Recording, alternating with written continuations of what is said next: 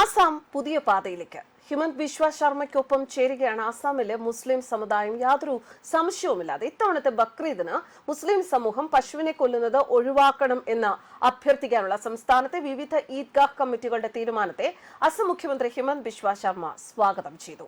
സംസ്ഥാനത്തെ സാമുദായിക ഐക്യം, സാമൂഹിക മതഘടന ഇതൊക്കെ ശക്തിപ്പെടുത്തുന്നതിനുള്ള ചരിത്രപരമായ ചുവടുവയ്പ്പാണിത് എന്നാണ് മുഖ്യമന്ത്രി ഇതിനെ വിശേഷിപ്പിച്ചത്. അസാമിലെ ഭൂരിപക്ഷ സനാതന സമൂഹത്തിന്റെ വികാരങ്ങളെ മാനിക്കണം. അത്തരത്തിലുള്ള ശ്രമത്തെ ഞാൻ സ്വാഗതം ചെയ്തു. ഇത്തരം സ്വമേധയാ ഉള്ള നടപടികൾ അത് സംസ്ഥാനത്തെ സമാധാനത്തിന്റെയും സാമുദായിക ഐക്യത്തിന്റെയും അന്തരീക്ഷത്തെ ശക്തിപ്പെടുത്തും. മറ്റു കമ്മിറ്റികളും സമാനമായ അഭ്യർത്ഥനകൾ പുറപ്പെടുവിക്കും എന്ന് ഞാൻ പ്രതീക്ഷിക്കുന്നു. എല്ലാ ഈദ് കമ്മിറ്റികളും മുന്നോട്ട് വന്ന് ഈദ് ഗോവധരഹിതമാക്കാൻ ഞാൻ അഭ്യർത്ഥിക്കുന്നു എന്ന് മുഖ്യമന്ത്രിയുടെ വാക്കുകൾ.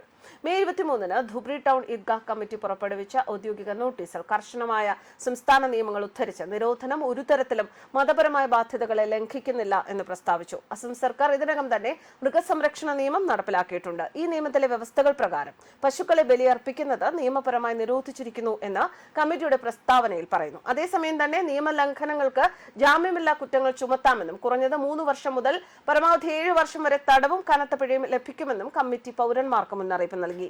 മതപരമായ വശം പരാമർശിച്ചുകൊണ്ട് ഇസ്ലാമിൽ പശുവിനെ ബലിയർപ്പിക്കുന്നത് ഒരു തരത്തിലും നിർബന്ധമല്ല എന്നാണ് കമ്മിറ്റി വ്യക്തമാക്കിയത്.